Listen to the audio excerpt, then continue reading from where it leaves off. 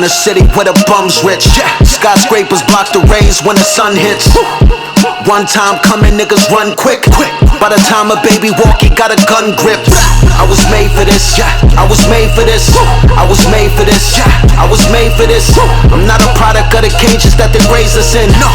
Bred to be a king, I'm not a slave to this. I was made for this, I was made for this. I was made for this, I was made for this. I'm not a product of the cages that they raised us in. Bred to be a king, I'm not a slave to this. They don't know fact from fiction. They don't know the blacks is missing.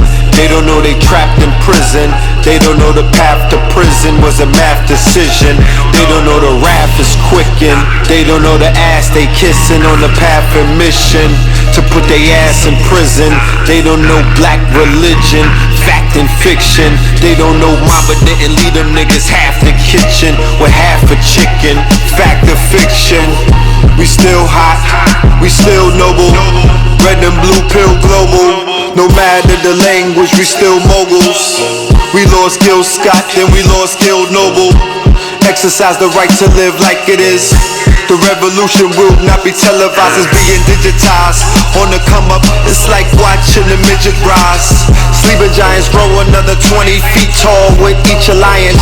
I could teach the science, I tear an instrumental down before I lay my pencil down.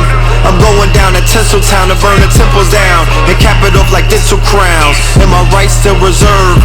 Fear of a black Illuminati. I might just build with the Bilderberg to come and kill you nerds.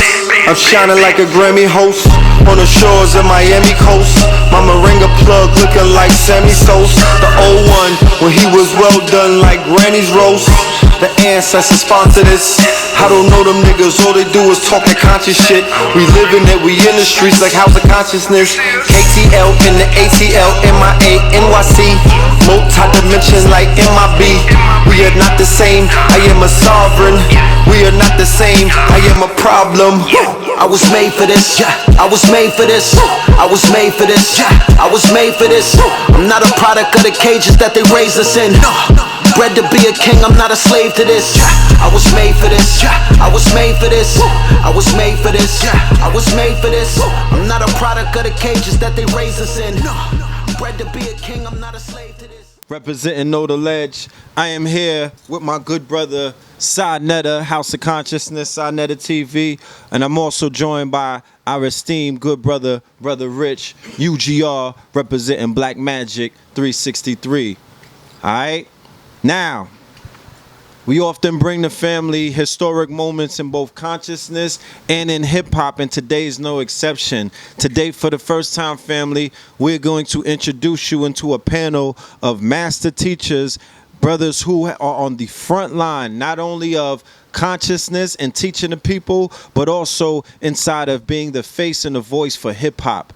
These two brothers, these three brothers that we have that we're going to introduce to you tonight are none other than Black Dot, Lord Jamar, and our good brother, Professor Griff, live in the building.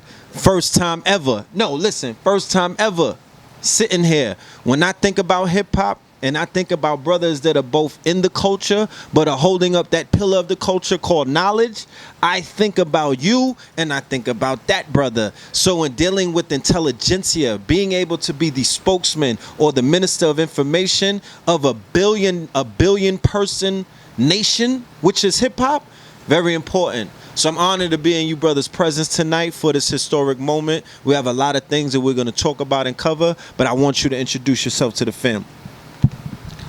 Peace, this is Professor Griff. You know how you step in a cipher and you just want to get it in and kind of set the tone for it. You know, a lot of times nowadays these young cats be like, yo, I'm so-and-so, a.k.a. so-and-so, p.k.a. so-and-so, yada, yada. You understand? They give their drug dealer name. They give their mama name. Exactly. Simply put, man, I'm Professor Griff, Public Enemy, the Minister of Information.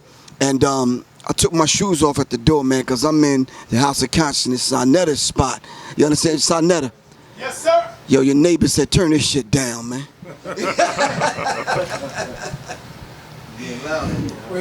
Peace. It's Brother Black Dot. It's an honor and a pleasure for me to be in the middle of these two brothers whose music I grew up on from the same school of thought.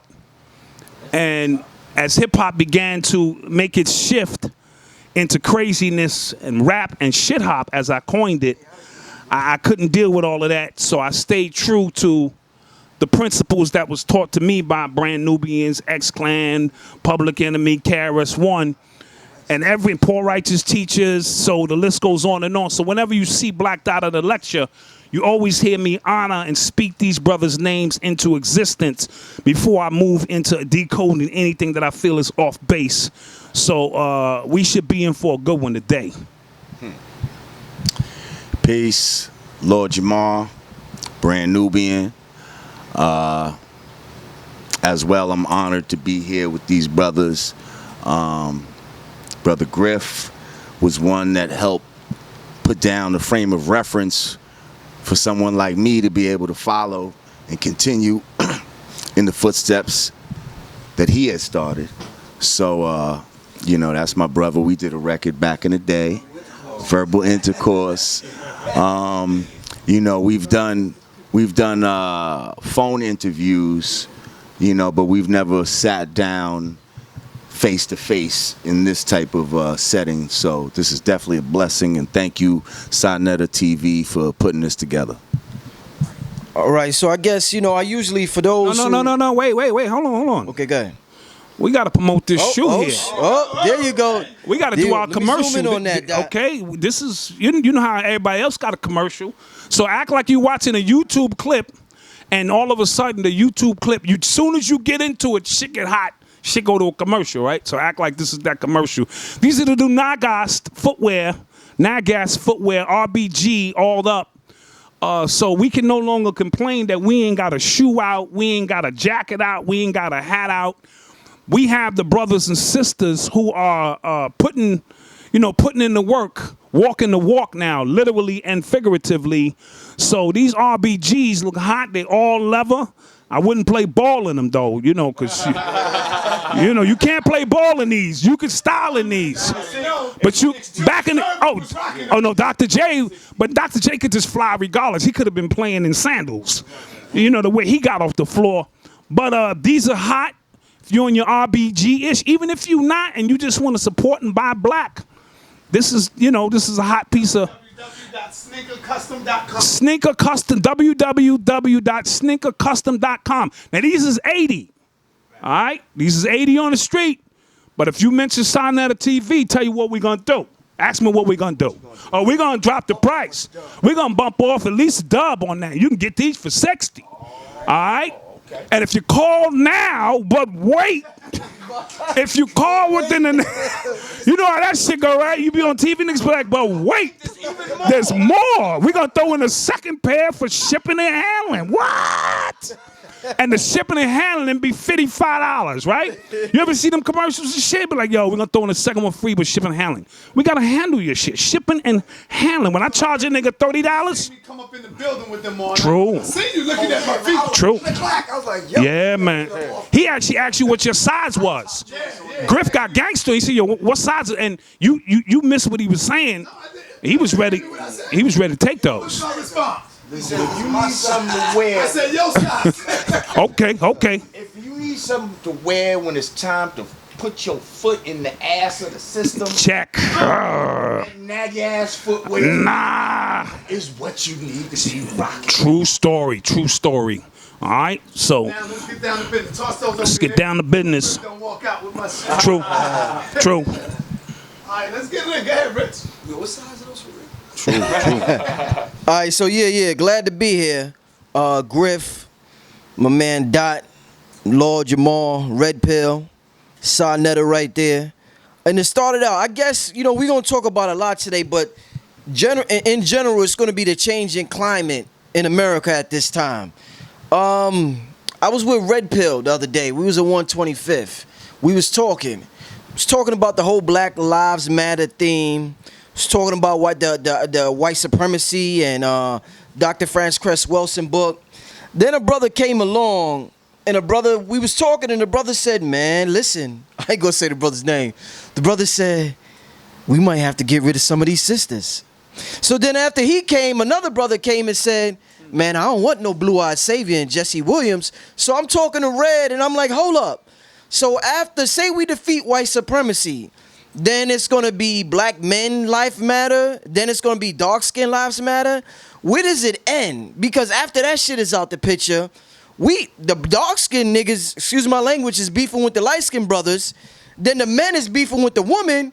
The shit is like a never ending cycle.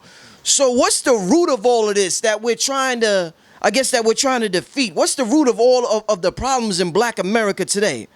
Who want to answer that? Yeah, Well, I think first of all, every individual, especially the individuals in this room that have already proven the fact that we can neutralize and neutralize that Willie Lynch chip in us all.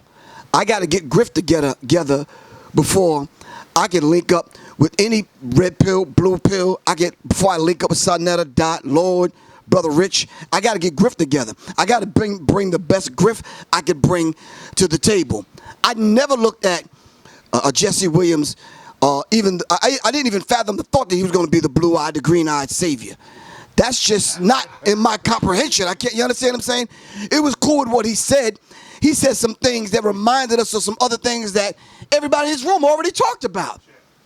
Whether we put it in a song, we wrote it in a verse, we spit it on the street, put it in a video, said it at a lecture, regardless. So it's just one of those kind of situations where I think Jesse Williams woke up an aspect of our people, all right, that refused to wake up. He was there reminding, and check this out, and I'm gonna be real honest. They not gonna listen to you, Dot. You too dark. I'm too real. Wow. Your verses are too deep. You understand what I'm saying? You come through the door looking all comedic out. You understand? They not listening. They not checking for that. You understand? It's gonna take a Jesse Williams to do what he did on the BET Awards, just for them Negroes to get their Negro nest together. You understand what I'm saying? To step up to the plate, to even understand a red or a blue pill. To even understand anybody that's sitting in this room right now. So I just said to myself, like I said last night, and I'm repeating myself, and thanks everyone for coming to the press conference at Nicholas, Brooklyn. And shout out to King Simon for putting it together. But I said last night, we need to start using urban military, ghetto military strategy, plain and simple. If there's some cats out there that's knocking down the doors, you understand what I'm saying? Whispering a couple of people's ear and tell them to leave the key under the mat, man. You understand what I'm saying? Let us slide up in the back door and do what we need to do. You understand what I'm saying? The spook who sat by the door. Guerrilla warfare. And I'm gonna end this by saying this. Desperate times call for desperate measures. You understand what I'm saying? I'm gonna say this real slow so I get people to understand this. The climate and what's going on in America today, it may pull something that you didn't even realize was in you, out of you. Do you understand what I'm saying? That's why I say desperate times call for desperate measures. You may look at some of the shit you may say and you be like, whoa, I didn't even know that was in me. But the climate pulled it out of you. There's the set of circumstances that you were put in. The buffoonery and the nonsense that you're seeing. I know Lord Jamar feel it every day when he hear this music that's out there. And then the buffoonery that comes behind it. You understand what I'm saying? Poker face with his shit on. No, I hear him sometimes, but anyway, desperate times call for desperate measures. For real. And to piggyback off that, the climate we live in is very crazy in this particular day and time. I had no problems with what Jesse Williams said because I understand how information moves. You know what I'm saying? So the fact that his mom's is a devil and all that, sometimes it's all relative based on where that message needs to go. Now, once you have knowledge of self, you're not threatened by anything he had to say. You know what I'm saying? You took it with a grain of salt. You understood. And that's kindergarten stuff for the stuff that we dealing with in collective, but understand it was relative because of the platform being given. You see what I'm saying? So sometimes the platform of me reaching a million people with a rudimentary message is critical. Like when I meet brothers who don't have no knowledge of self, I may hand them Hidden Colors. Now, Hidden Colors is, you know how it is for us. Come on, this shit is like, it's a primer. So people are waking up every single day. So Hidden Colors is a useful DVD. And then when they come back and ask for it, I give them 2. It's a bridge. Now, once you eat that up, now let's talk about who you are as a collective. So when Jesse Williams hit the stage to do that in this particular climate, I applauded it because, we got to get off this, we so angry at the wrong things and the wrong people half the time. You know what I mean? Let's just accept it for what it was. Somebody was delivering a message, and, you know, God is seen in her everywhere. And you'd be surprised at the mediums in which this truth will come through. So I giggled. I said, yeah, all right, beautiful. You know what I'm saying? So with that in mind, you know, we in for some troubling times, and I'm pretty sure we'll elaborate. Earlier you had said something about brothers were saying they don't want no women around or something like that. Math first. What's that? Drop that math first. Oh. What's the day's Okay. You got to go in Peace. first. Today's mathematics is knowledge, culture, freedom, all being born of power refinement. Okay? So when you know your culture is your way of life, that enables you to show forth and prove your power. Power is also the truth that takes one out of darkness. You see what I'm saying? Power is like that light and refines oneself. It cleanses you. You understand? So that's the math we're dealing with today.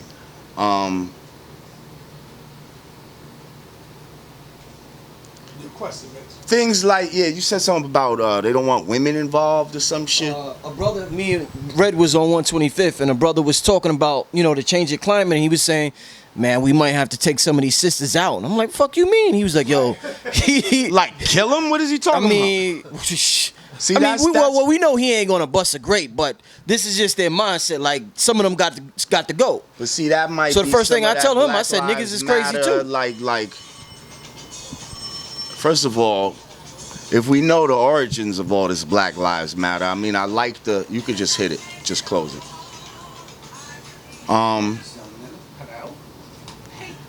Yeah, like a lot of these originators of this movement supposedly really come out of this like LGBT community type of shit. Like that's part of their agenda. It ain't just some Black Lives Matter. They're trying to use that as a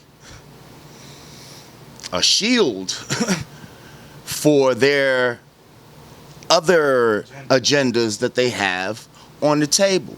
So now they could have all kind of agents in here just trying to put out certain code words and try to instill these things into the movement. Like, we might need to take the sister. Who the fuck would say some shit like that? Like, we need our sisters. Like we are not complete. The cipher's not complete without your sister. See, that's the white man, the European, he's the one that had the battle of the sexes with his woman. Right. We didn't take our woman out the equation. He the one that, you know, he want to take, Asar Set and Heru. He want to do the Father, the Son, and the Holy Ghost. He the one that did that. Right. He had our woman working right with us. So some of the troubles that you stated earlier seems like troubles of a European mind state. So if you can counteract that, that's easily solved. But the devil was created for a reason, to teach us about ourselves. We needed a physical manifestation of the negativity that was within inside us. Okay. So now we have to learn the lesson in order to get rid of him. In order to get rid of him, we have to learn the lesson. So it's not going to be all this dark skin, light skin, all that shit you was talking about, man, woman. Because if we have the power to fully get rid of the devil the way we need to, where he's no more longer useful to us, we don't need the lesson anymore, then all of that shit would be righted, you see, internally, on that journey as we do that. I think I mentioned this to Griff before. I want to bring it up since I got, all the greats in the room. How much do you think we suffer from a people of this idea of being the head nigga in charge? Like, we see all the different, like, it seems like a lot of people are jockeying for position. Blacks are on the rise, and this group is like, oh shit, I want to be the group in charge. This group is like, I want to be in charge. So how much of a problem is that right now? Well, this is the one reason I don't join any organizations. Because they all start out with good intent, you know what I mean? And then ego kicks in, and then the slave master's breakdown of choosing one to oversee the rest of the brothers and sisters, and now we feel that that's power. So I move within all organizations as long as I feel that I can work with them and they're positive, but I don't put my stamp down. So when the Zulu Nation was going through what they was going through, it didn't affect me personally because I've never been a member. You see what I'm saying? So I took the lessons, whatever they was teaching that was positive, that I could use, and applied it and kept it moving. Now, that doesn't mean if they had called and said, we got an event with some young babies that need you to come out and teach, sure, I'll come out and teach. So the way it's structured, European-wise probably, where we're going to take and anoint you, the head of the rest of these niggas right here, and you report back to us when yo niggas get out of control. That transferred over into from the slave plantations and so forth to corporate America. The first nigga to get a promotion. Then your people immediately start hating on you. Why this nigga get the promotion and I didn't get the promotion? Then it transferred over into when we started our own organizations, we brought that same mentality. Why this nigga gotta be the Messiah? And why I can't be the so forth and so on? So it stems from there. And when you add, this corporate beast, because this corporate shit is crazy. You know what I'm saying? Where they just cutting these checks. And I want to say this because I was trying to convey this yesterday, before my message kind of got misconstrued. Like I was saying, we need to join hands with white folks. Right. It's not what I was saying. I don't think it got misconstrued. I was trying to say corporations are a military strategy to neutralize all of our actors, rappers, ballers by cutting them niggas checks and saying, sit the fuck down. Right? That's a military strategy. Cut them niggas checks. Now y'all niggas, and that's why I was saying the difference between rap and hip hop. These rappers with no skill set doing these popcorn jingles that's down with Sprite and all that, they don't come in front of the community and deal with issues. Hip hop is for the people, by the people. So the only one paying Brand Nubian is the people. So sure, they don't do the big Barclays Center, but every crowd they go, they know it's an authentic crowd. Yeah, I didn't mean that in the literal sense, because y'all deserve to do that. But I mean, when the only ones you have to answer to is the people, that's hip hop. You know what I'm saying? Rap means, yo, I can't say shit. Now, how the fuck all of this shit going on in our community and you can't say nothing? Griff can say what he want. I don't need to tell you, Lord Jamar can say what the fuck he want. That's freedom. That's power. And the way I was trying to say, so they neutralize our stars by doing that. Our biggest voices. Show me that paper, the Daily News, real quick, and put this up. I know we're going to talk about it with LeBron James and Dwayne Wade, Carmelo Anthony. They're telling us to speak up. They tell them to speak up. Now, this is going to be significant because they know they're going to take a corporate hit for this. But we're in a time now where you have to be able to take a corporate hit if you're really talking about helping your people. All right? So, with that being said, to answer the original question, we have to get off this power struggle tip and understand as long as we moving in the proper direction to get this done, let's get it done. Check your ego at the door, right?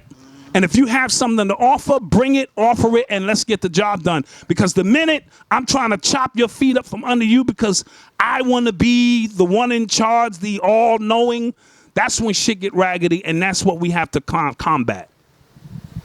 I'm gonna need help on this answer. I'm really answering real briefly to throw that energy out so I can get some feedback to Brother Rich's question. Head nigga in charge comes from the house nigga, field nigga handbook. I'm gonna say that again. That whole idea of the head nigga in charge. When Master went and took Lulibelle down to the picnic and left the slaves back on the plantation, look, I gotta leave one of you niggas in charge. It's you. Exactly. It's you, and that nigga felt good as a motherfucker. So, I mean, to me, it all boils down to even the original question that before this. We have to stop thinking like white people, moving like white people, allowing them to shape our worldview.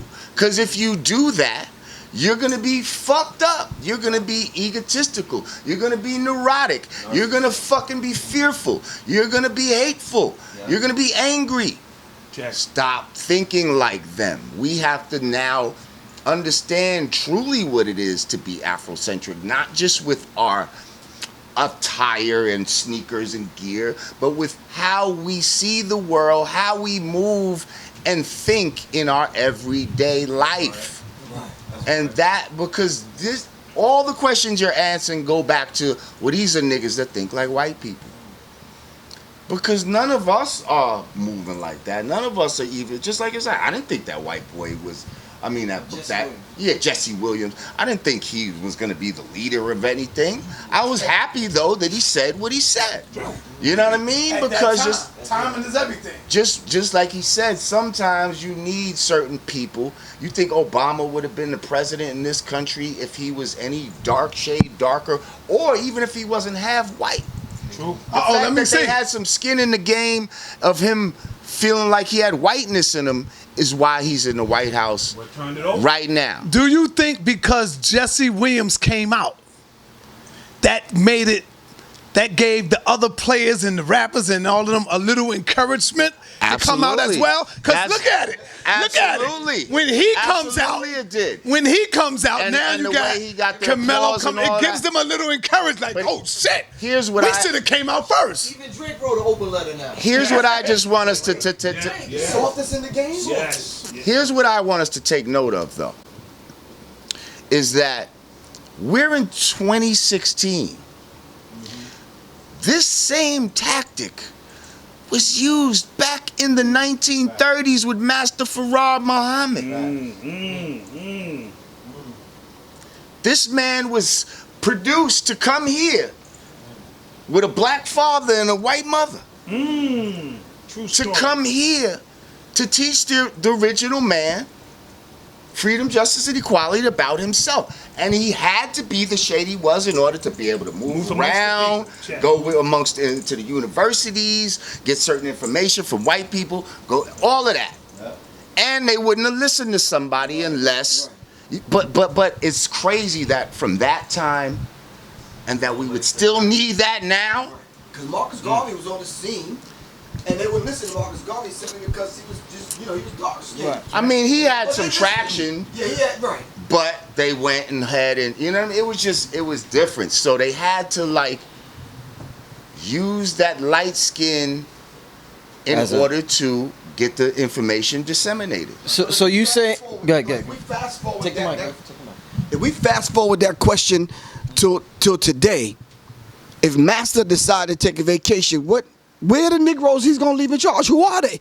Why can't we do like Steve Coakley and identify who they are? So when we do see them, we say, okay, let the Negroes do their thing and speak to the rest of the Negroes while we take care of some serious business. That's what I meant by that military strategy. I wouldn't say that this fits these brothers right here. They're running a risk by doing this. But maybe they have to do what they have to do. Do you understand what I'm saying? If they're encouraging everyone, not everyone, but really everyone else in the NFL and in the NBA, I don't know if any brothers in the NHL, the hockey dudes, some brothers.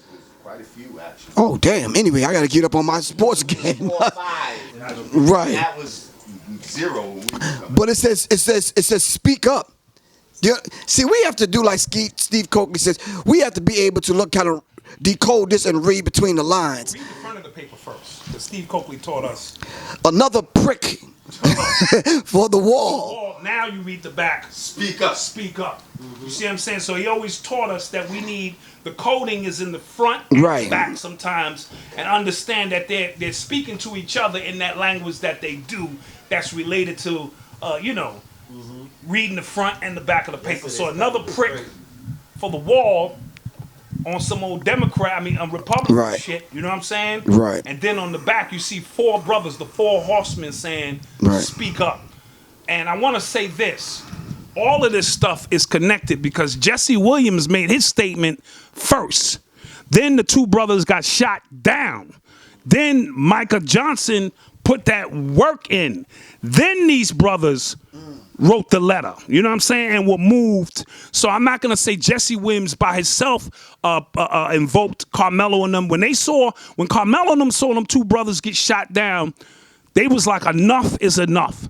And when you start getting those type of brothers who understand the ramifications of the corporate endorsements that they're going to lose, but there comes a point, as we were speaking about, with change, we're in the purge. They just dropped Purge 3 on you. So it's a purge taking place even amongst the so-called Negroes, where they're like, because Drake gonna write an open letter, Drake from Canada gonna be like, yo, this shit is fucked up. That's when you know shit is crazy.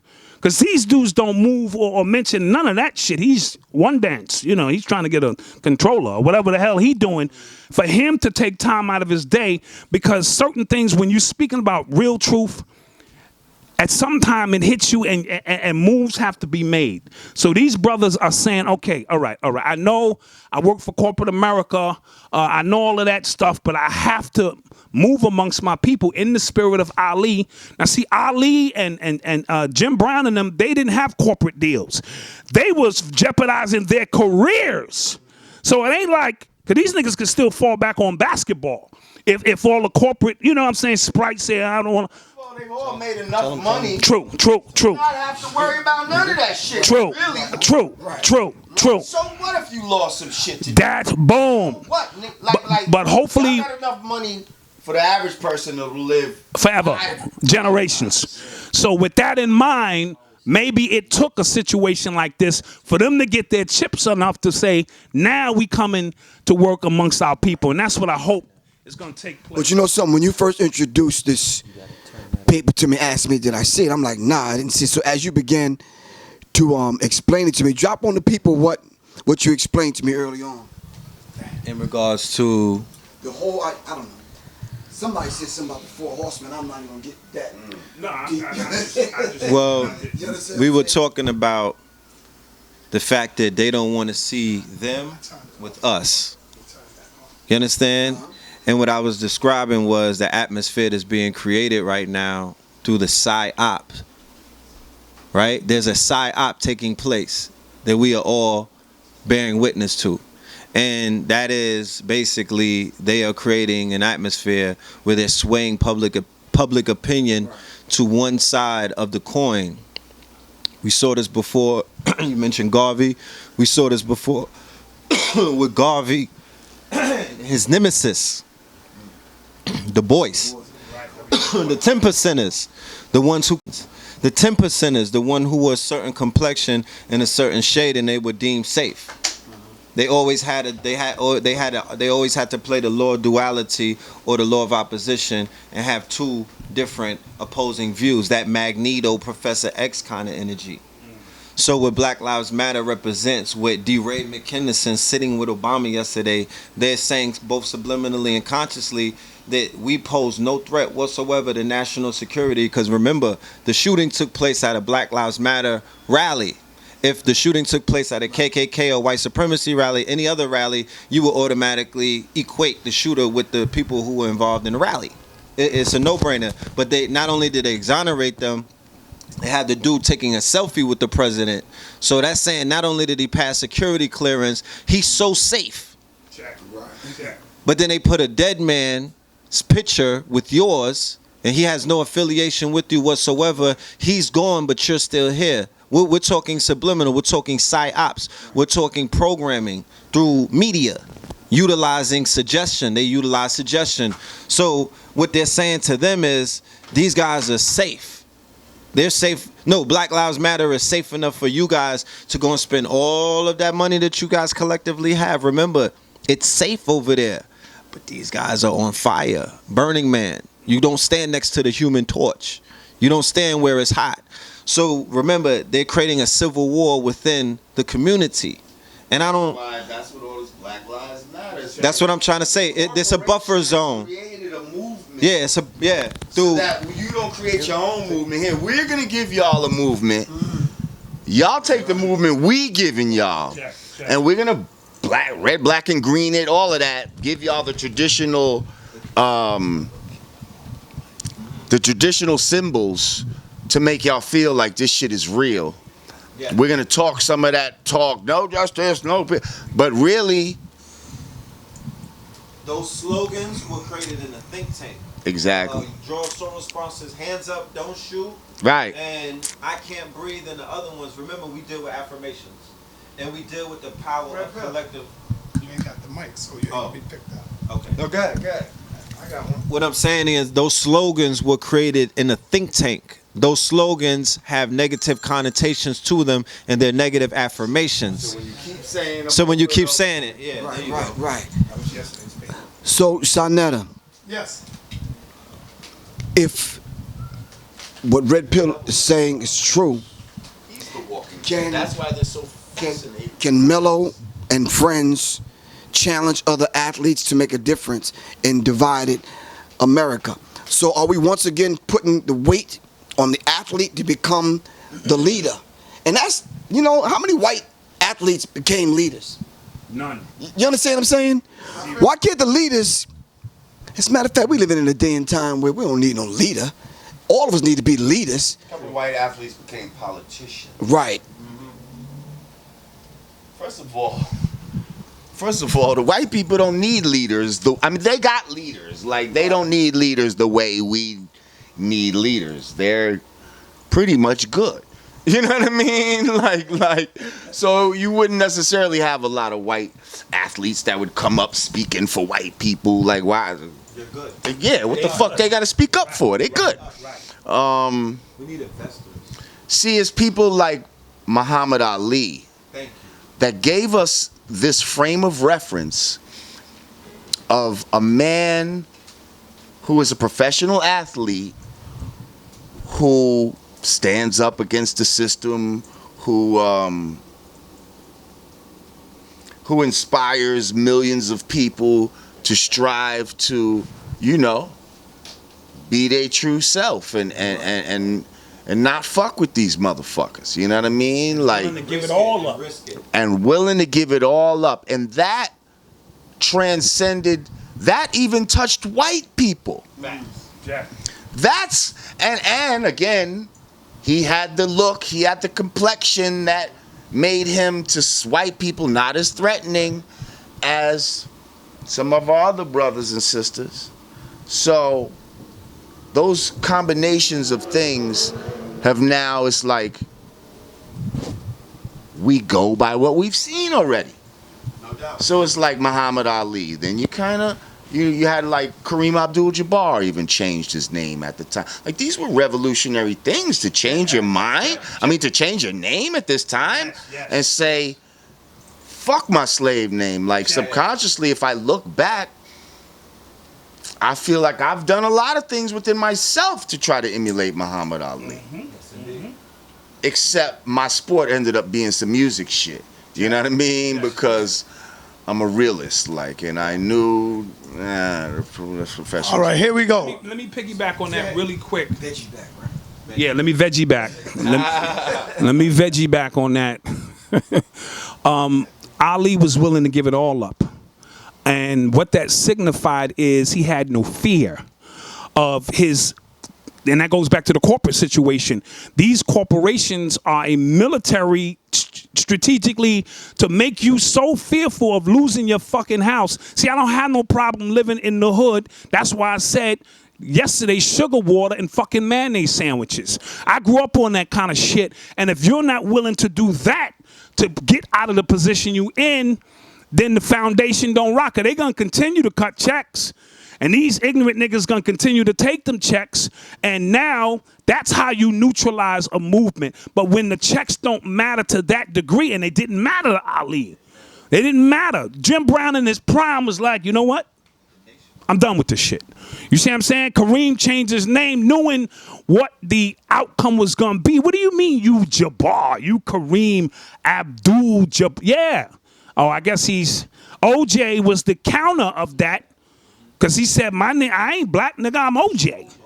And you know what I'm saying? He was very clean cut. And like Lord was saying before we got on camera, that nigga from the hood too. Usually you expect it from some bougie nigga who's been isolated from everything. No. But he said, I ain't black, I'm OJ. And they used him, and they was the first corporate endorsement, selling Hertz, and got this nigga running through airports and shit, and all kind of shit, right? Got a nigga running. And in the documentary, they said, yo, we have to put some black people along the way, or some people who recognize him running through the airport, because it almost looked like this nigga running from the police. So they had niggas along. Yeah, go OJ. They were saying go OJ, shit like that. With a white woman to say we accept this nigga. OJ didn't get black until he offed them fucking people and needed, black people to come out and fucking support him. You know, he needed Black Lives Matter then. And niggas came out. Got off, he went right back to his crazy shit. All right, let me ask you this question, Brother Griff. But before I ask you the question, I want to ask Red Pill, Black Dot, and Lord Jamar first. So get the mic to Red Pill. Red Pill. Yes, sir. If you would have turned up with the brother that supposedly, allegedly shot the police up, and somehow now you are in a picture with him, would you make it your business to, I wouldn't say distant yourself, because I don't think Professor Griff distanced himself. I think he wanted to make it clear that I don't really know the brother. We just took a picture, you know? Come to find out,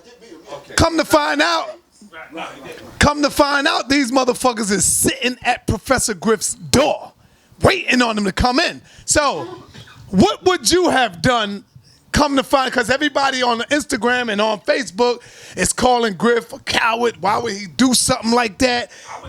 How the fuck can he do it? Hold up. You gonna get to it. How the fuck can Griff distance himself? He came out with an album, Fight the Power. Now when a motherfucker step up to fight the power, Griff is like, yo, hold the fuck up. I don't know this nigga. I'm not down with the brother. I ain't gonna say nigga. He said, I'm not down with the brother. What you talking about? So people is now coming out saying, man, Griff, that's a bitch move. How you gonna do some shit like that? What would you do, Red Pill, in that situation? I first and foremost would be responsible, because a responsible man is willing to, speak of something that he knows about. Right. If you don't know about something, you cannot speak for it. That's not your obligation. So if me and that person did not have a conversation and I was not aware of their actions, then I would let the world know. That is an opportunity to let the world know what the truth is, and I would be responsible to both my brand, I would be responsible for both my supporters, I would be very responsible for my family, I would be more responsible for the people who I represent and that I stand on, and to let them know that whatever operation that's taking place, I personally don't have anything to do with that. And I would remind the family that as a celebrity, that as a person who is a notable figure, that as a person who is, a viral figure, so I'm known, and I wear multiple hats as a designer, as an artist, as a speaker, as a teacher, as a brother from the hood. I've taken many pictures, you know what I mean? Sure. Maybe I'm photogenic, but I've taken many of pictures. So my affiliation through a picture, through a person, only through a picture, that's not strong enough for me to stand up and say, listen, this was my Ace Boon Coon, this my day one, we get the t-shirt made and everything. What I would say is I would definitely send condolences to that man's family. I would send condolences to everyone who loved that man. I would send condolences, love and light to everyone that was affected by, anything that was done out of courtesy and out of responsibility, and out of the fact that that's how the ancestors taught me. Even in warfare, you still lay flowers on the grave of the people that you had to eradicate. This is what warriors do. It's a code. You know what I'm saying? So my code would tell me that that would be irresponsible to just jump out there and to prove something that's non-provable. There's nothing to prove. Whatever was done was done. There's nothing to prove. There's nothing to brag about. There's nothing to try to stamp and everything. It is what it is. So is that good? That's all right. I'm about speaking the truth. So if I don't know this motherfucker, I'm not gonna say I know him just because you want me to say that. You see what I'm saying? And first of all, I'm not about taking things on face value. I don't know if any police died. Check. You know why? Because I was forced to sit there and watch the brother that was under the car get killed right in front of me. You saw it. You saw him going from live to dead. I was forced to see another video with the sister sitting there with her man going from live to dead. This is what started supposedly all of this shit in the first place. We were assaulted with the images of black people dying right in front of us. Now, supposedly 5 police got shot in this incident.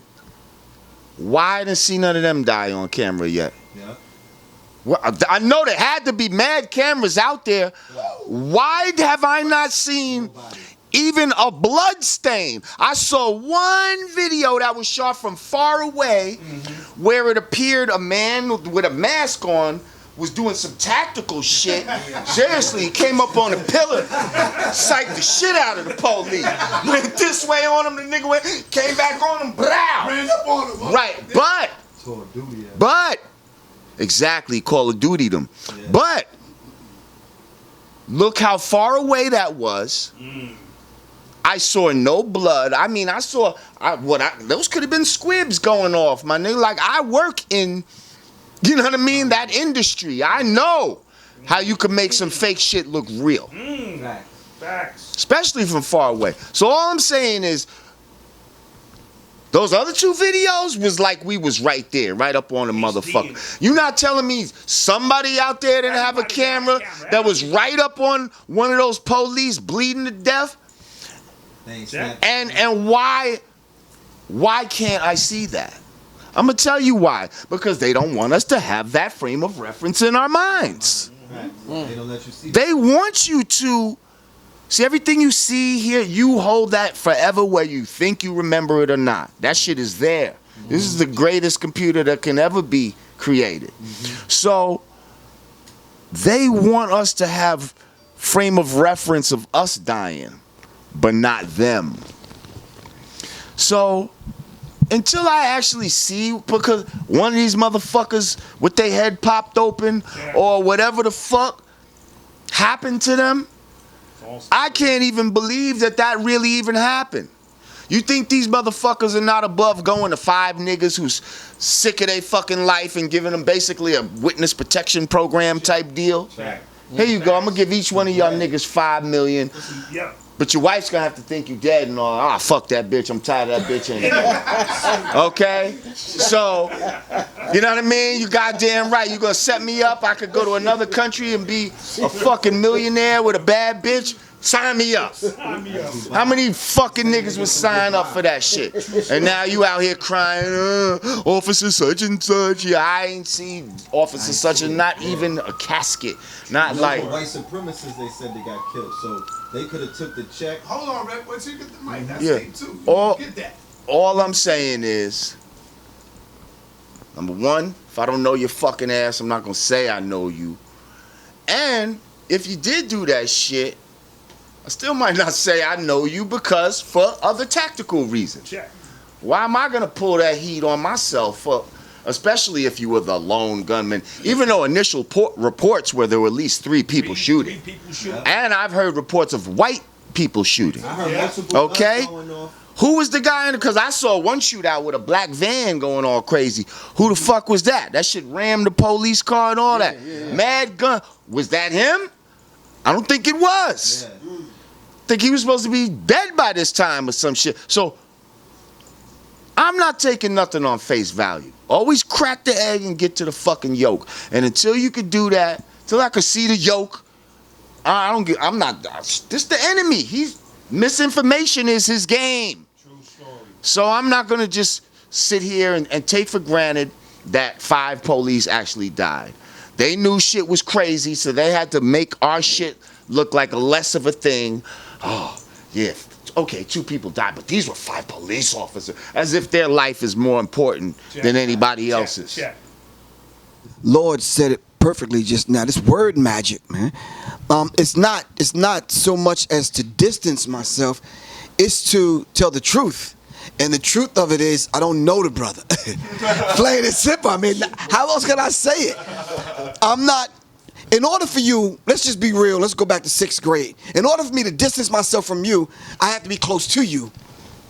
We talk. All of us in this room, we talk. If I say I ain't fucking with Sonetta no more, I'd be distancing myself from you. Right. Because we have something in common, we have some shared experiences, we cool, we talk, we hang out, we eat together. Y'all may smoke the lie, I don't. I'm just saying, I don't do that shit. You understand? I'd be distancing myself from you, right or wrong. I couldn't distance myself from dude because, you know, I was never close to the brother. I don't necessarily know. Sonetta. Red Pill was 1,000% correct. This is a psyops. It's a psychological operation. They were waiting for me to say either or. If I said I'm distancing myself, the paid niggas who said that, them paid psyop niggas on YouTube and Facebook, they getting a paycheck to say that shit. They getting guap. You understand what I'm saying? On the flip side, I say, well, like Black Dot said, if I was to come out and stick my chest out and say, yeah, that was my nigga, we trained together and yada, yada, yada, then the people that they're paying to say that would get paid. I'm doomed either way. Mao Zedong said, no investigation, no right to speak. I'm going straight down the middle and telling the truth. Look, I don't know the dude. Plain and simple. I set up the press conference. Some people invited themselves. I just put it out there. Whether they heard it through somebody else, saw the flyer, or whatever. Let me tell you something. Mama Kosovo brought a group of people together in Philly to let people know ahead of time what was about to happen. She was always saying, hands off Griff. So when she put the call out, Pam Africa heard it in Philly, rounded up her crew and came. You understand what I'm saying? Other people were coming on their own. You came, Rich came, Black Media showed up, Black Dot showed up, and I said, okay. They understand what's going on. It's not necessarily Griff needs to hold a press conference to give this long 2-hour lecture about who I am and what I am. Y'all already know what I do and who I am. People to stand up and say, you know something?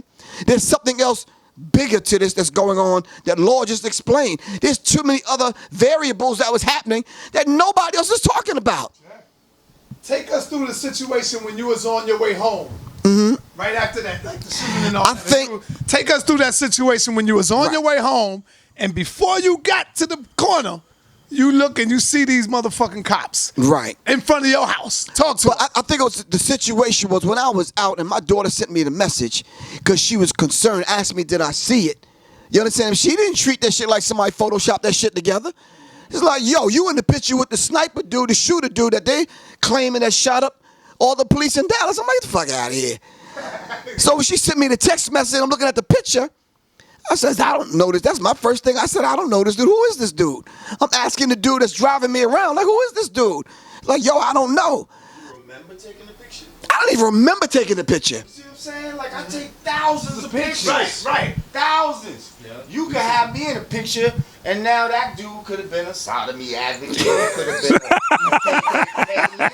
I don't know what the fuck he is. You understand what I'm saying? But yeah, like how you can't just attach me to someone just because we in a picture. Shit, dude, they got pictures of Trump and Hillary together right now. Yo, what's that all? I remember looking on somebody wrote in the on YouTube, right? It was me and Red Pill, and we took a picture with Africa Bambaataa. Next thing you know, niggas started getting at me and Red Pill. Look at them niggas. Them niggas down with Bambaataa. Exactly. Them niggas knew about Bambaataa. See, that's the simple thing.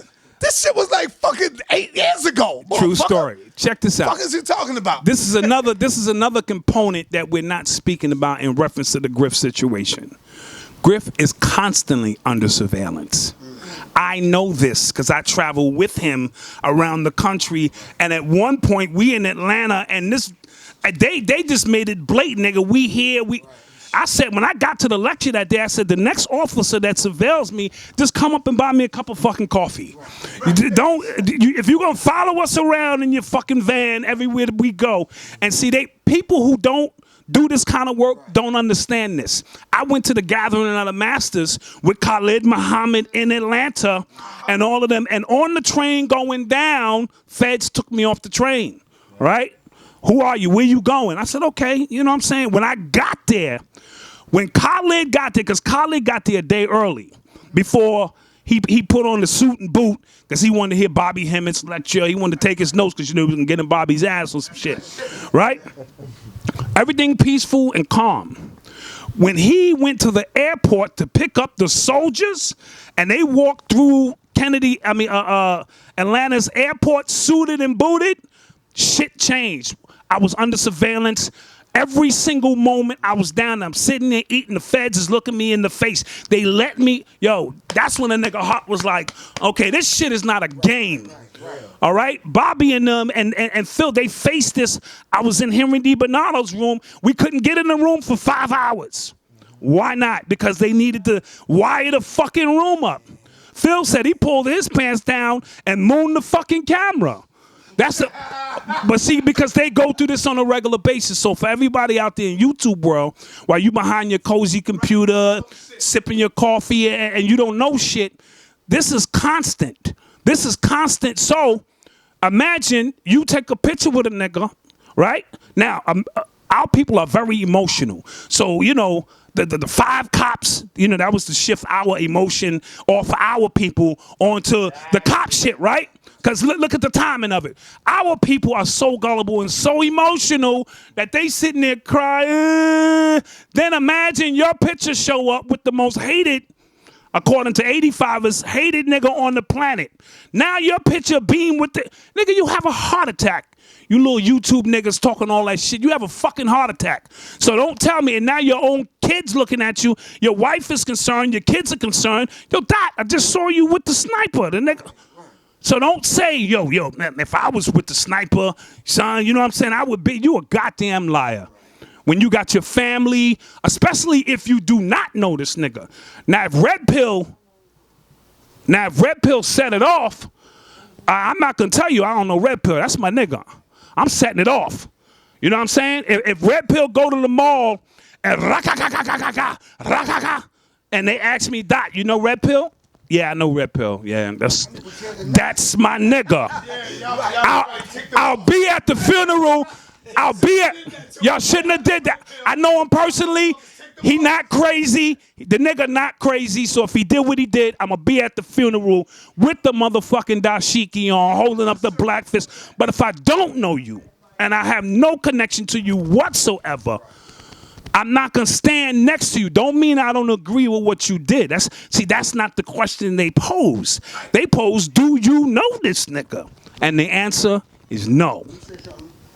Sarnetta, let me say this directly to you, and then maybe this conversation I can have with you, because I think Brother Rich already knows, because we've been, doing interviews for a minute. And maybe Lord Jamar can kind of come behind me. You know something, when establishing Public Enemy, these cornball ass niggas that keep running their mouth about me, Red Pill said it earlier, they don't know me. They don't know what I had to do to establish a hip-hop group that affected their lives in a positive way. Y'all don't know what I had to do that. I'm not even going to talk about the flavor question, because everybody in this room already know that. But how about, taking that heat, everywhere we go and shucking them, yo, chill, I got this. Go to the dressing room, stay in the bus. Most times we lock the damn tour bus, we got this, me and the S1Ws. People look at them brothers now and say they kind of out of shape, blah, blah, blah, blah, whatever. And like, y'all don't know what them brothers went through with me in order to establish this truth. Y'all don't know what it took for me to come off the heels of being in the Nation of Islam and some of the brothers coming out of jail and some in street organizations, me pulling all of them together to convince people. Wait, we used to come on stage with Uzis. Did y'all forget that? You understand? He was there. You understand what I'm saying? So it was one of them situations like, look, man, we're not playing with this. Most people come on stage now doing all this shit. You understand? You understand? No. We came on stage like telling the world straight up in military gear. You told me earlier, in your wardrobe. That was our wardrobe. You understand what I'm saying?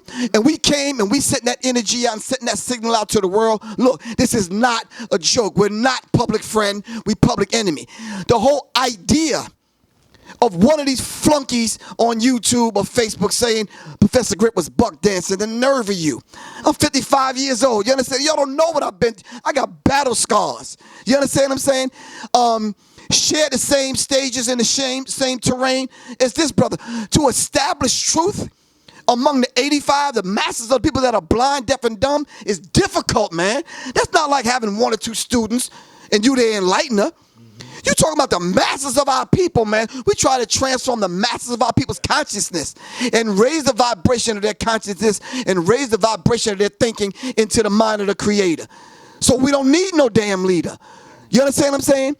Recently, I started telling people, listen, man, seriously, like you just said, if they touch this man and this man go down, it's imperative, man, that we do something.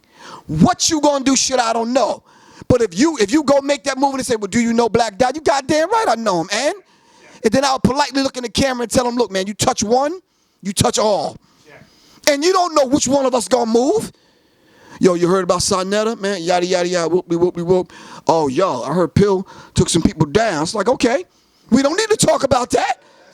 We don't need to talk about that because that's how we move. You touch one, you touch all. Let me tell you something. Back in the day, when I had my crew, slightly before Public Enemy, before I got refined. You understand? We used to have this thing, man. You remember the Warriors? Yeah. To this day, me and my crew and the S1Ws, we do this. When you hear that, it's on and popping. No more talk. Start taking your expensive watch off. You understand what I'm saying? That's just what it is. Or you get that nod, it's about to be on and popping. Most cases, especially cats in the city, they don't even say nothing. Your boy just walk up behind them, all innocent like, and just snuff them. But I'm saying to y'all, man, before that happened to y'all, in an intellectual way, I'm not threatening anybody. I'm just saying, y'all don't know what I, as an individual, had to go through and still go through to establish a degree of truth. Let me put it to you this way. I traveled with this man and we did lectures in places that we can't even pronounce. We could tell your stories. You understand what I'm saying?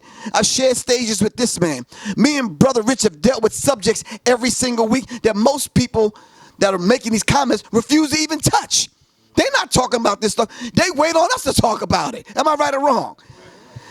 Listen, man, we have taken this difficult road because we don't take the easy road. All of us in this room could be doing something else. Do you understand what I'm saying? But the people need to understand, man, if you don't know Professor Griff, the struggle I went through and still go through to establish this truth, at least give me the benefit of the doubt. If you don't know how to spell that goddamn word, you understand what I'm saying? Go look it up. You understand what I'm saying? And with that being said, Professor Griff, and I want you to touch on it as well as everybody else, they can't see they don't know what you went through to get where you at. They can't see inside your brain, so they don't know what Griff is thinking when he makes the moves that he makes. How important is it for us to move through life with being okay with being misunderstood? I'm okay if you don't understand me. I'm going to keep doing what I do. Because Sarnetta used to tell me things like that when I was younger, when I would tell him things about what people saying about him. So how important is it to move through life with being okay with being misunderstood? Let's be real. Everybody in this room needs the answers, but let's just be real, man. I didn't see that stuff that they wrote. Somebody sent me a link of some brothers that was talking about me, and I shouldn't have watched it because when I went to the press conference, it was on my mind. And y'all know me. I'm right. I'm one of them dudes, man. I'm used to sparring. I'm used to getting kicked, and I don't mind sparring and getting in the ring with somebody. You understand what I'm saying? But it's one of those kind of situations we cannot deny, man. When we read some of that stuff and we hear some of these people coming at us, it affects us in some kind of way. It rearranges my structure, man, to the point where, and I'm not because you know exactly, man. Exactly, man. Because you know you put your fucking life on the line. Exactly. For people, and for them to even look at us like that. But did I get my house burned down for nothing? And because you know it's some bitch ass motherfucker that would never say this shit to you in real life. That was my point. And that's the type of shit that will get under your fucking skin too, because when you come up as a certain type of nigga, it's like, nigga, I fucking fuck niggas up for less than this shit that you just said right now. You know what I mean? And you think you could talk like nigga, like, not only do you not know what it took to bring the truth to the masses, but obviously you don't know what type of motherfucker I am. Because, motherfucker, you would never say this shit in my fucking face. Like, you know what I mean? Like, and there'd be a lot of keyboard gangsters. That's why you gotta learn, though, not to internalize this shit. Like, for every negative comment, there's probably 10, 15, 20 positive comments. So that kind of lets you know there's crisis actors and there's crisis commenters out there, too. I'm dead ass serious. They got motherfuckers that'll go in there and try to fuck with your soul. Try to make you feel a certain, self-conscious about whatever the fuck it is, to try to instill some kind of doubt in your mind. So, yes, it is important. See, it's important to be understood. We want to make understanding understood. 3 and 3 is 6. That's equality. That's what we want to do. But it's also important to not give a fuck what somebody thinks when you know that their understanding is at a lesser degree. You know what I mean? The 85s are easy to lead in the wrong direction, hard to lead in the right direction. So, trust me, I know the struggle he's talking about because, like I said, he gave me the blueprint and I picked it up and strived to do the same thing in a slightly different way, but still the same thing. And we were all successful to a degree. Sarnetta, Brother Rich, they finger pimping, man. This is all they do. They sitting back. They on the train doing this shit. They ain't even sitting behind them. They finger pimping. They just like, okay, let me see. Let me kick up some dust. Maybe the motherfucker's lonely, ran out of Vaseline. Then watch the same porno flick too many fucking times. The tape popped. You understand what I'm saying? And they got nothing else to do. Broadband Bloods, okay? Yeah, keyboard Crips and Broadband Bloods, and they wanna fight for the right to take dick in the butt. Okay? And got the nerve to try to call me a stick in the mud. I heard they like to put they stick in the mud. Oh! Gotta drop the bomb on that. In other words, boom, bye, bye, and the body bites it. Anyway, we have to understand something, Brother Rich, and just to answer your question directly, I don't mind being talked about, man. You understand what I'm saying? I mean, to the point where I've accepted the fact that everybody's not gonna make it. Everybody's not going to understand me. Some people, it's going to take them a minute to grow in their consciousness to even understand some of the things that I put out there. I don't even look at the comments, bro. Right. Never. I did at first. I don't even look at, my nigga, I don't even look at comments. I have no idea what you saying, good or bad. If Rich called me for a lecture, I pop it off and I keep it moving. You know what I'm saying? Because I'm not too concerned with that. I don't care what you really think. I know if I gave truth and you asked me my opinion on a certain situation, I didn't say this was law. You know what I'm saying? You asked me how I feel about this and that, I'm gonna give you my opinion. That's why I always end my shit with, this is the Black Dot, these are my chronicles, this is my story, and I'm sticking to it. That's it.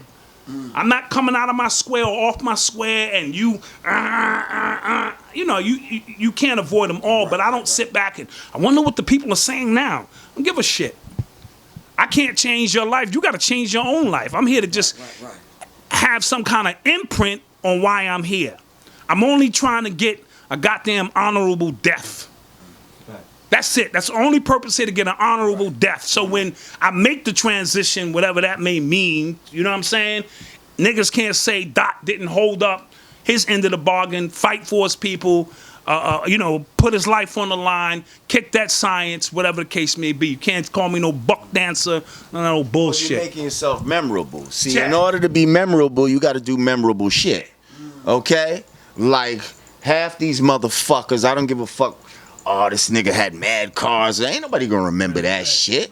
Like, they gonna remember the shit that helped add on to their lives in a positive way. When you touch people, whether it's good or bad, because they remember the negative niggas that touch niggas too. Hitler, Genghis Khan, motherfuckers. Oh, you remember him. But you also remember the ones that, like, come on, Malcolm, like the father, Marcus. Like, these people help black people. And it wasn't about how much money they had and all that. Like, it was just about the impact and the self-esteem and all of that it gave you. And that's the type of shit that makes you memorable, when you do things that help to serve others and not just, serving yourself. Also, also to add to that, a lot of times, Phil made a comment one time that he's from another tomorrow. And what he's meaning, a lot of time we are laying the foundation for when these people grow up. And you frustrated because you could see it. You doing the knowledge. You have it, and they haven't caught up. You know how frustrating I used to be when you try to teach somebody something and they don't get it, and then you got to realize it's just not their time to get it. So understand, every lecture we do, 10 years from now, somebody going to pop this in when they ready to tune in and go, damn, the gods, then it's the time. So we got to understand, a lot of times we 1 or 2 paradigms ahead of what most people can even comprehend, and being God is lonely. You know what I'm saying? So in that sense, you forging ahead. It's not a lot of people who understand what it is you're going through, how you teach, what your movement is about. But sooner or later, they catch up, and then you move on. You somewhere else. When they get there, where's Lord Jamar? Nigga, I laid that foundation for you. I'm over here now. I'm 2 dimensions ahead, setting up the next paradigm. So when you minions get there, when they finally get there, they feel like you should still be right. Right, and then you're gone. Oh yeah, I did some other. Like, I can't believe that even 85 still eats swine. Right. Like that. Like, my mind is baffled. Like that. Any black person with all the science that's out there that you still. Motherfuckers eating swine proudly. And I'm like, wow. I want to ask you something. That's crazy. Let me ask you. How long has fucking Fight the Power been out? How long is Don't Believe the Hype, 911? Okay, we on stage, and I'm treating that motherfucker just like that shit came out yesterday. With 5 stacks from being on the show on the road for a month. Fine ass women yelling my name, pulling on my pants leg. It's just like, yo, God, and I tell these young brothers, man, y'all couldn't be in my shoes. Survive that shit. Yes. Oh, you don't have discipline in the front. Thank you. Yes. And that's what they do that on purpose, though. They want to weaken your discipline so that you'll fall and go for anything. Right. What's the difference, do you think, between... Because the people look at y'all, they all across the world, and they're like, damn, these brothers got knowledge of self. Why didn't I know this 20 years ago? So when they find out, the first thing a person does is, you want to teach your family. Your family says, nigga, get the fuck out of here. So then you try to find some friends to teach. 1 out of 10 of your friends finally accept it, and you feel happy that you gave it to somebody. Mm-hmm. A lot of people try to force it on people, and it fails. What's the difference between teaching somebody and forcing somebody this knowledge? Because usually it turns out when you try to force it on them, it backfires on you, and you don't get the desired outcome. Let me say this real quick. Let me use a real life example. Okay. Say, and a lot of brothers and sisters go through this as far as their mates. Let's say your mate, your girl still eats pork. He brought up the pork example. Mm-hmm. Beautiful sister. She's nice. She got a job. She help around. She do whatever she got to do. She helps. She's good with the children. But she eats pork. This shit is, like Lord Jamar said, you can't fathom this shit like it's 2016. Why is she still eating pork? Mm-hmm. When do you decide that you keep trying to force her this information from Dr. Sabi, Dr. Ali, Africa? Previously to this. Yes, you was, and you stopped. Right. You made it. You got enlightened. So what do you do in a situation like that? Do you continue to teach her? Do you force her? Or do you just back off and let her learn on her own time? This is what people are dealing with now. That's a great question, and here is the deal. Once you make the transition, you can't judge on those who haven't made the transition yet. You think your partner's not listening to you. She is.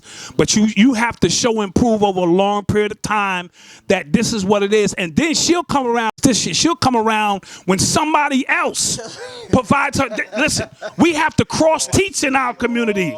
You see, all the time. You've been saying the same shit. I teach my son this. I can teach my son till I'm blue in the face. No. Lord Jamar come in and pull him to the side and hit him in the head with the same shit I've been saying. And you drinking alkaline. Right, and it clicks. So understand, we have to cross-teach our babies and so forth. Once you put her around a circle of people sometimes, you got to change her environment, put her around the gods, and allow the queens who have already made the transition to get with her. And before you know it, What I learned, I having a personal experience with my queen. We've been together 20 years. When she met me, I was on my vegetarian shit. I go in and out, but you know, at the moment I was on my vegetarian shit. She only became vegetarian to try to please me. And I peeped it after a while, like she wasn't ready for this yet. So then I just pulled her aside one day and said, listen, Ma, if you want to cook some chicken in here. She said, oh, thank you. Right? I freed her because I noticed she was going to the neighbor's house and I could smell chicken and shit out the neighbor's house. Coming back a little greasy and shit, right? Now, the funny thing about it is I stayed on my square to doing my thing. When she got around the right people and was ready to make the transition on her own, she thought it was on her own, but the seeds was already planted. And she woke up one day and said, this fucking chicken, man, I'm just fucking sick of it. Then she was able to make the transition and so forth. So it's one of them things we can't turn around after I got 120, now I turn around and I'm beating you to death. No, we have to lay the foundation so that you can walk into an atmosphere where the truth is a little bit more acceptable, but we also have to cross teach. I might have to teach his son. He might have to hit my son in the head because especially our sons, because Dad, that's just Dad. Like in my house, I'm not Black Dad. I'm none of that shit. I'm Dad. And where's the allowance? Like, you ain't been selling no books. I get a lecture like, Dad, I see the books is down. Like, because, they just want their bread. Nigga, you know what I'm saying? I'm just Dad. Real quick. You just have to show and prove. You know what I mean? Like, you got to show the benefits of what you're talking about. And I feel like a real teacher would never necessarily force something down your throat. Like a master teacher is going to teach in a way where you don't even realize you're being taught. Mm-hmm. Okay, these seeds are just being planted, and you're just shining light and watering them and trying to help cultivate them to a way where they don't fully realize. See, I got mad people, and I'm sure you do. Damn. You look like you haven't aged a bit since such and such. Well, motherfucker, I told you can't eat all that bullshit that you was doing. You know what I mean? And I've been smoking weed the whole time and all, but you can't do everything wrong. You gotta balance the shit out. Like you gotta exercise. You gotta, if you wanna do this shit. I ain't been no full vegetarian, but I know how to eat to live.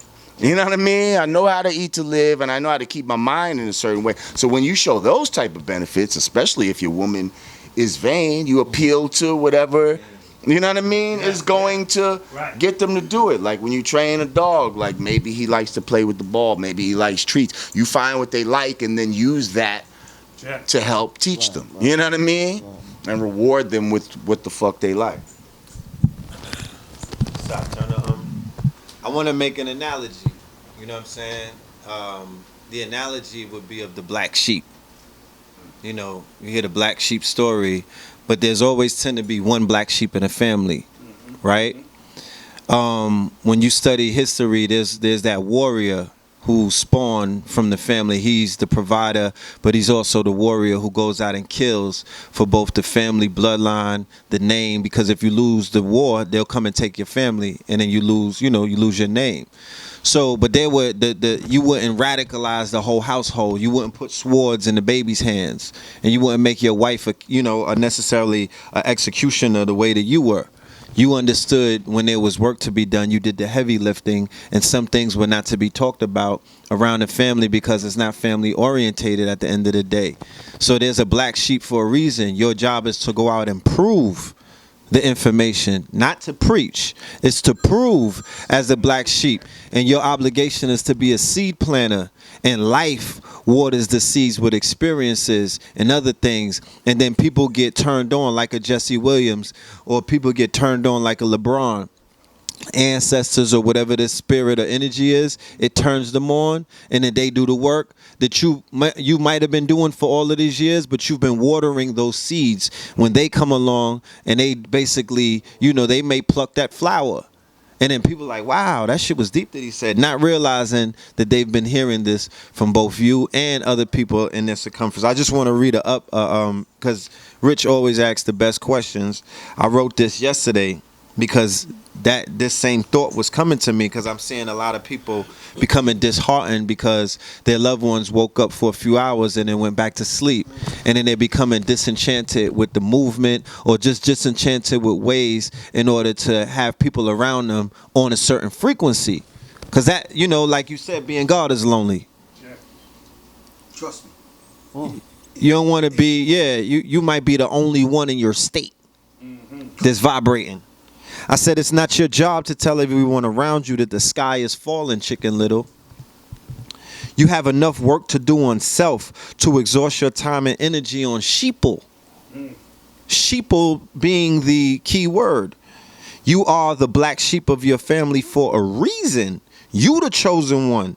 In the Matrix, Neo discovered the hard way that everybody plugged in was a potential Agent Smith. Even the homeless cats were state sponsored.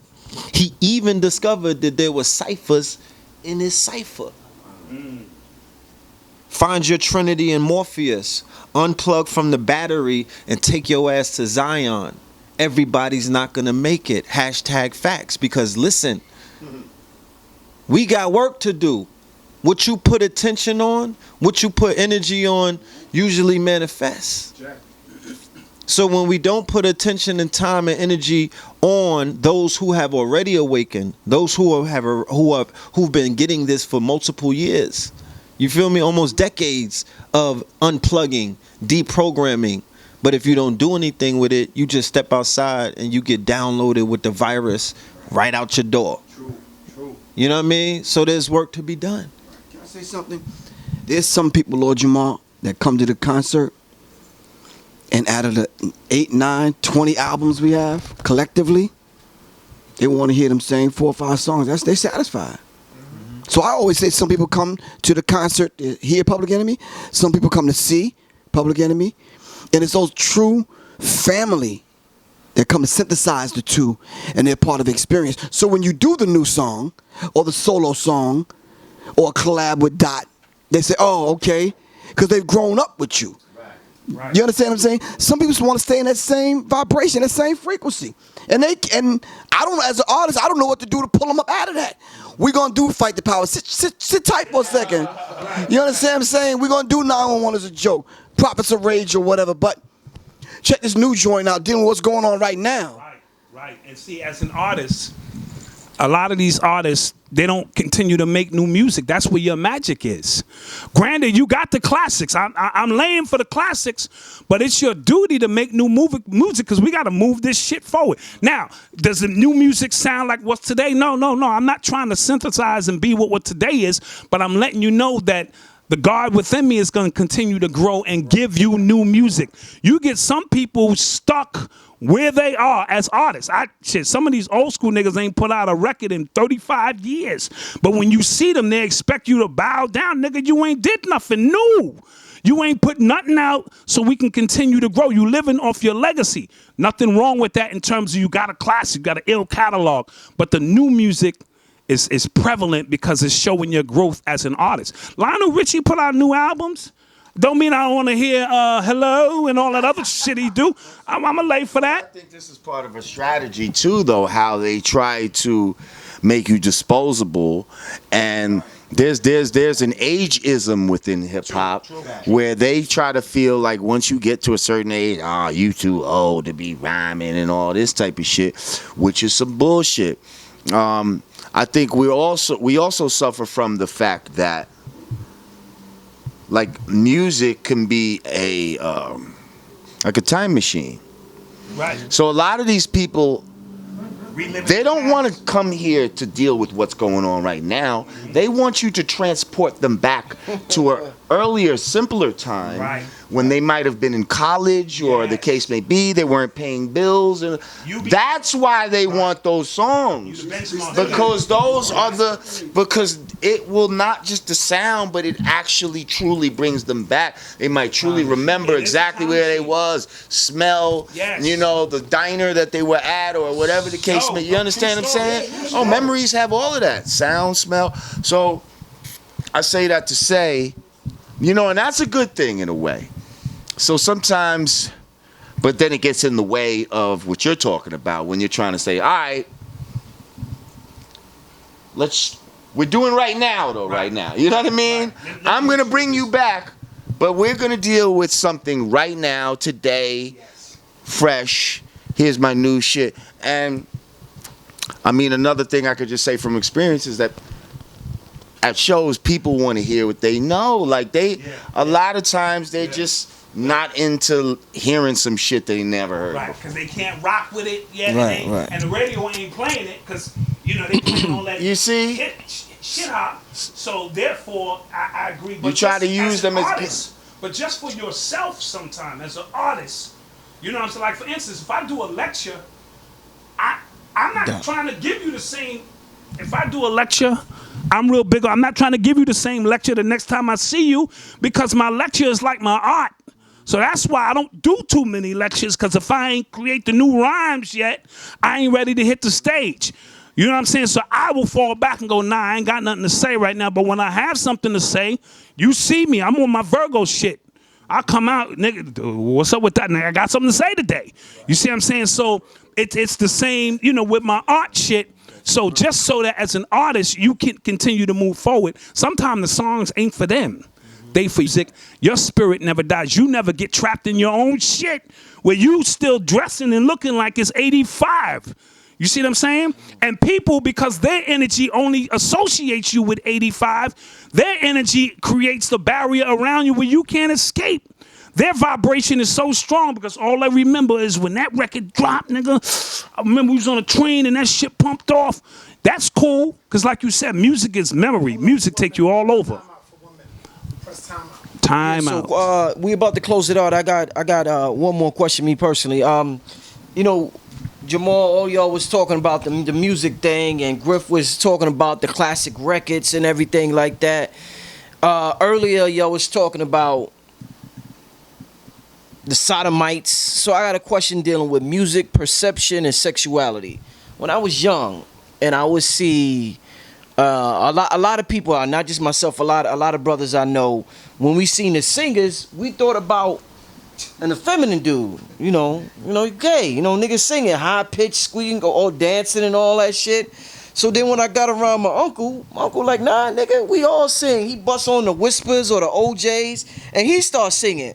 So I'm saying to myself, is it just perception where we think somebody is feminine, where in the 90s, a dude could be gay for singing, but then you go back to the 70s, they sung to their woman all day and all night. Hit notes, finger snap, did spins around, all of that. So, that's what I want you to explain to me. Because some people are looking at it like singing and certain types of music is gay. There's some people saying, nah, you that's that European shit. Nah, talk to me about singing, that. come on. Music, that's vibrations. We dealing with vibrations and frequencies. Like, that's a beautiful thing. It's not the act of singing, it's how you sing, the shit you sing about, and your presentation as far as your costume or the shit that you're wearing at the time. Even the shit Bambaataa and them used to wear was acceptable. Dr. Dre. Nah, that wasn't acceptable to me, to be honest. Like, I wasn't fucking with that. Like, right. I got up on it. I'm 47. So when I first got up on like Soul Sonic Force, I was hearing the tapes. I didn't even know what these motherfuckers looked like. Right. Okay? So then when I went to Roseland, and I'm all hype, yo, Soul Sonic Force, these motherfuckers came out with those costumes on. What the fuck is this? Like, I was thrown off because I had a whole concept of what I thought hip-hop was. Like, to me, hip-hop was bigger than it was at the time. Like, when I was hearing these tapes, I didn't know they was in the fucking rec room and shit. I swore they was in like Madison Square Garden or some shit like that. Because my naivete was thinking our shit should just be as big as anybody else's music. You know what I mean? So it was only later when I started going that I was like, and I wasn't even really at that age, I wasn't all familiar with Funkadelic and all that type of shit either. Like, my mom's like James Brown and shit, but she wasn't really, I guess she might have the 45s, but not really albums. So I didn't really see all, and if I did, I didn't connect the two. Like, that's what Bambaataa and them was trying to do. But that's what they was trying to do. back to your original shit, when you talking about like maybe falsetto type of singing where they're singing kind of high. When they was doing that in the 60s, these dudes, they might have had the process, but these were like more men. Like they had suits on, like 3-piece suits with the tie, and they trying to look sharp like how a man would look at the time. Now, of course, you had your little Richards here and there that were obviously, you know what I mean, on some sodomite shit. But for the most part, those was men singing. You know what I mean? Like, and singing about love for men. During the 80s, though, shit started getting funny. Like You didn't know who they Prince, were singing to, yeah. Michael Jackson, all that type of shit. Luther, and those was your top ones. But then you had some other little motherfuckers like Ready for the World and all them type of little niggas. You know what I mean? That's singing. They're singing falsetto, but it was like that was almost gay. They're the ones that started bringing that gay shit into the. You know what I mean? You know what the fuck I'm talking. Oh shit. Yeah. Oh, girl. So yeah, long story short, it's ironic that two of the biggest black male singers were on some androgynous, right, some funny style shit. Like the message was, if you ever want to be as big as these guys, this is what you got to do. You got to almost renounce your manhood. You see? And hip hop embraced that. And hip hop was like, yo, we on some man shit. Fuck all this bullshit. But now they chipping away at this shit too, and these niggas wearing skirts and all this other bullshit. True story. Now, also in the group, when you had the high pitched falsetto nigga, we always had the baritone nigga to balance that shit out. So it was an instrument. We used it as an instrument. You knew certain people had certain octaves, and our women love when we show the feminine side of us. Not that we're masculine, but when we can tap in to show her that we love her, we serenaded her. You know, because the nigga go to the end of the stage and singing and the ladies is going crazy. We did that. We had no problem showing our emotional side to our women when it was time for that. And like he said, the crossover came where you didn't know who these songs was being sung to. There's that one song by... Yeah, that's what, yeah, right. Is that a guy or a girl? Right, right. And the way they was dressing, and it was nothing masculine. They had no baritone dudes with them. You know what I'm saying? To kind of maybe offset and balance it. So it was a different... That one song by... what's this dude? He got the Agent Orange album out. What's his name? Black guy. Huh? No, not Orange Juice Jones. He got that single out. They're waiting on his second album. Long story short, his name would come to me. I was vibing with the song until I heard Frank Ocean. This nigga. I was vibing with the song until I heard he was a sodomite president. You see what I'm saying? And then the whole meaning of the song changed. I could never listen to it again because I knew he wasn't serenading a woman. This was his first time. He liked the way it feel. It's a strange feeling. How can I listen to that? Whoa. So I had to put the brakes on and say, hold up. So, and like you said, hip hop in the beginning, it was anti all of that. Disco necked. You see what I'm saying? So we disconnected from that disco shit and got on some real hip hop shit. And we let them have that. We was fucking with disco at first. A couple of breaks. And then it was like, you know what? Now you see all these homos. You know what? Y'all take that. Y'all take that. We gonna rock with this hip hop shit over here. Yeah. And we didn't know some of our pioneers House music was in the club with them niggas. That was the problem. Music was created for those. For the sodomites. But house almost sounds African sometimes, tribal sometimes. Yeah, I know, but it seems like the ones that were really into it from the beginning were the sodomites. So, right, so it's like, there you go. But now it's like they're trying to get into hip hop. Like, you got your music. Why are you over here trying to fuck with my shit? Like, and so now the shit getting real crazy. But do you think, Rich, that, and maybe let me just ask y'all, someone told me this just the other day, can't mention the brother's name, but he said Prince was actually on some pimp shit. Oh yeah. And figured the only way I'm going to get people's attention and get some power you at the same time, you understand what I'm saying? If I do this thing, I gotta relax the afro. Right. You understand what I'm saying? I gotta die, fry it, comb it to the side. Let me tell you something. Now, that's a degree, though. Let's be real. That's a degree of selling out. Exactly. There was a dude that told me he was straight up hardcore. He said sometimes he would have to move his gun because his guitar kept hitting it. I've heard shit like But when he hooked up with Prince, he started wearing lace. he said he would put it on, but he couldn't look in the mirror. Prince was getting mad, bro. Prince will fight your ass and all of that. But look at what he portrayed. Like, okay, you that on your personal. But what you portrayed and what you inspired in so many other people was something other than that. And it was detrimental probably at the end of the day. You didn't weaken a whole bunch of motherfuckers by doing that. So was it worth it? Look at the end of his life. Now he want to wear the afro. He got the sunglasses with over the third eye, like he trying to give. Yes. He did a transformation. Right. It was kind of crazy.